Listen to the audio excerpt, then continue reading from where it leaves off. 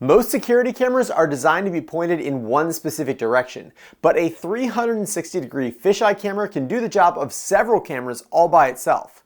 But the big question is whether the quality of that stretched out video is good enough to warrant using a 360-degree camera in place of your normal security cameras. In this video, I've got 7 fisheye cameras ranging in price from $50 all the way up to $750, and we're going to test out their field of view, distortion, daytime clarity, nighttime infrared performance, and audio quality to figure out which one, if any of them, are right for your security needs. Starting with the least expensive option, this $54 camera from Reolink is an indoor-only, power over Ethernet security camera with a 1.7mm focal length and a 3-megapixel 1/3" sensor. The Reolink doesn't make any claims about its field of view, but in my testing, its horizontal field of view was close to 180 degrees, while its vertical field of view was only around 90 degrees. Most of the Reolink reviews said it was not ONVIF compatible, but I was able to get ONVIF to work by changing the discovery port on my Blue Iris NVR to 6688. After that, for $89 is the NVR Cam 3D, an indoor-only, power over Ethernet fisheye camera. The NVR has a 1.7mm focal length and a 2-megapixel 1/2.8" sensor, which it claims can produce 360-degree full aspect viewing. In my testing, the NVR's horizontal field of view was close to 180 degrees, but its vertical field of view fell short of those claims at only around 110 degrees. The NVR's web interface is the same type often used by cameras that are marketed as being Hikvision compatible, but it is not a Hikvision OEM camera. Regardless, I had no problems using ONVIF to add the NVR to my Blue Iris NVR without changing any settings. Next, for $130 is the Reolink FEP, an indoor-only, power over Ethernet fisheye camera. The Reolink has a 2mm focal length paired with a 6-megapixel 1/2.5" sensor, which it claims can produce a 360-degree all-around view with smart person detection and two-way audio. In my testing, the Reolink's field of view claims were accurate, and it produced very close to 180 degrees vertical and 180 degrees horizontal field of view, and unlike the previous two cameras, the Reolink outputs a true 360-degree fisheye image.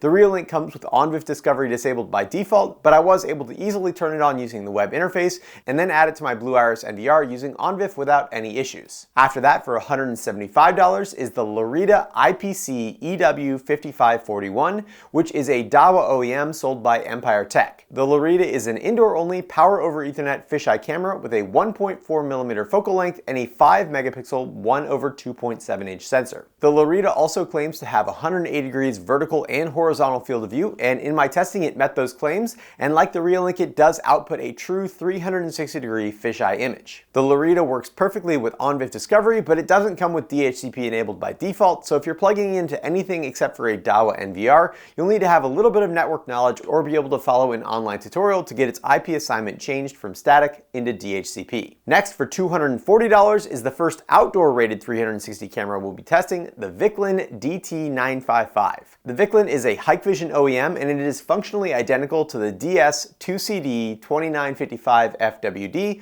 which means it is a 1.05mm focal length lens paired with a 5-megapixel 1/2.5" image sensor, providing 180 degrees of vertical and horizontal field of view. In my testing, the Vikylin actually exceeded its 180-degree field of view claims, and you could see the white ceiling on either side of it despite it being mounted roughly 2 inches below the ceiling. I had no issues getting the Vikylin connected to my network, and unlike most Hikvision cameras I've tested, the Vikylin came with DHCP and ONVIF enabled by default, allowing me to immediately add it to my Blue Iris NVR without any modifications. After that, jumping up pretty significantly in price is a genuine Hikvision branded camera, the DS2CD 636 5G0E, which is an outdoor rated 360-degree camera with a 1.27mm focal length lens paired with a large 6-megapixel 1/1.8" image sensor. In my testing, the Hikvision had a slightly lower field of view than the Vikylin, but it still had very close to 180 degrees vertical and horizontal field of view. Unfortunately, the Hikvision was by far the most difficult to set up since it didn't come with DHCP enabled by default, and it was incompatible with every single web browser that I tried,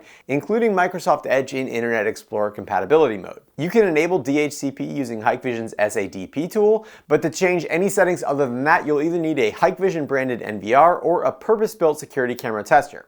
However, once DHCP was enabled, I was able to easily add the Hikvision to my Blue Iris NVR for testing, but I wasn't able to change any of its picture settings. Last, the most expensive camera that we'll be testing today is the $760 Amcrest IP12M f2380EW, an outdoor rated 360-degree camera with a 1.85mm focal length and a super high resolution 12 megapixel 1/1.7 inch image sensor. In my testing, the Amcrest had 180 degrees of vertical and horizontal field of view and output a very clear, true 360-degree fisheye image. The Amcrest was also extremely simple to set up with DHCP and ONVIF enabled by default, as well as Dahua's more user-friendly web interface. And I was able to add the Amcrest to my Blue Iris NVR using ONVIF Discovery and easily change settings using that new Chrome-compatible web interface. Let's look at daytime video quality first, starting with the 4 least expensive cameras, the Revoltech, NVR, Reolink, and Loryta. The biggest difference that you can immediately see is that the Reolink and Loryta cameras output a true 360-degree fisheye image, meaning they don't need to be aimed at any specific direction, and my Blue Iris NVR can dewarp the image to produce either a dual panoramic view or a hemispheric view, while the Revoltech and NVR cameras are already in something that resembles a hemispheric view, and they can't be properly converted into the dual panoramic view without a significant loss of coverage. This also means that the spherical view of the Reolink and Loryta cameras can be aimed in any direction or any orientation, while the Revoltech and NVR will always have video orientations based on how they're mounted. Comparing the hemispheric view from each camera, they were all mostly fine, but I thought the image from the Reolink was slightly sharper than the rest, while the Loryta had slightly less distortion from the fisheye lens effect. And for pure daytime image, I slightly preferred the Loryta over the Reolink, so it's going to move on to the second round against the more expensive cameras, with the Loryta in the top left, then the Vikylin in the top right, the Hikvision in the bottom left, and the Amcrest in the bottom right. For this lineup, all 4 cameras output a true 360-degree fisheye image, and all were able to easily be converted into either the dual panoramic images or the hemispheric views by Blue Iris. However, something that immediately stood out to me was that despite their higher resolutions and larger sensors, the more expensive cameras seem to have significantly more motion blur than the Loryta. And when zoomed in, you can tell that the Amcrest has significantly higher resolution, but that resolution doesn't help to actually make out any more details in the captured image. And despite the pixelation and jagged edges, I actually preferred the 5 megapixel image from the Loryta over the 12 megapixel Amcrest, especially considering the smaller file sizes for storing and streaming video. So for daytime image quality, the Loryta was the best, followed by the Reolink, then the Amcrest, Hikvision, Vikylin, Revoltech, and last was the NVR. To evaluate infrared night vision, I performed a similar test, but with all the cameras tested individually with only their own infrared lights on, so that's why the videos aren't perfectly synced. In this first group, the results were extremely surprising, and the Reolink was consistently the clearest image with the least amount of smearing and motion blur. And I say that's surprising because in most cases, Reolink's biggest weakness is capturing motion at night. But the Reolink fisheye camera was clearly the best from every angle in this first round. The Loryta was also decent, but it definitely had more motion blur than the Reolink, while the Revoltech completely failed to capture me walking through the frame at all, and I looked more like a ghost than a person. So moving the Reolink on to the second round with the more expensive cameras, I don't think that there was any question that it was also the best in this group, with a crisp, high contrast image with very little motion blur. The Amcrest and Vikylin were also pretty decent, but the Hikvision had some issues with IR reflections off of its plastic dome that protects the lens and gives it its outdoor rating. So that made the overall infrared night vision video quality rankings very similar to the daytime rankings, with the Reolink in first this time, followed by the Loryta, then the Amcrest, the Vikylin, then the Hikvision, and NVR. And in a very distant last place was the Revoltech, which barely captured any movement at all. Next, let's look at audio quality. The NVR, Loryta, Reolink, and Amcrest all have built-in microphones that can be used to record audio from the camera. And here's a sample from each one. This is what the audio sounds like at approximately 10 feet with background noise. This is what the audio sounds like at approximately 10 feet with background noise. This is what the audio sounds like at approximately 10 feet with background noise. This is what the audio sounds like at approximately 10 feet with background noise. The Reolink makes the least effort to remove background noise, but as a result reproduces the most true-to-life sound, while the NVR does a surprisingly good job removing background noise without making my voice sound too robotic or distorted. The Loryta and Amcrest also did a decent job and do have an option to disable their noise reduction filters, but overall I did prefer the sound when they were enabled. The Amcrest and Reolink also both support two-way talk, and in my testing the quality of the Amcrest implementation was significantly better than the Reolink, with clear, loud audio from both sides and very little delay. This is the two-way audio from the Amcrest.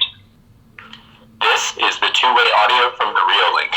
The Reolink's was usable, but you wouldn't want to have a whole conversation on it. The Vikylin doesn't have a built-in microphone, but it does have a connection for an external mic if you wanted to add one or add some other audio feed to your video recording. The Hikvision and Revolink cameras both claim to have built-in microphones, but I wasn't able to get them to work. And that leads us into our next topic, which is third-party NVR compatibility. I mentioned earlier that the Amcrest, NVR, and Vikylin cameras can immediately be added to Blue Iris out of the box, while the Reolink, Hikvision, Revolink, and Loryta cameras needed at least some settings changes to make them work properly. Once in Blue Iris, the Revolink and NVR didn't output true 360 video, so the dewarping algorithms didn't work quite right.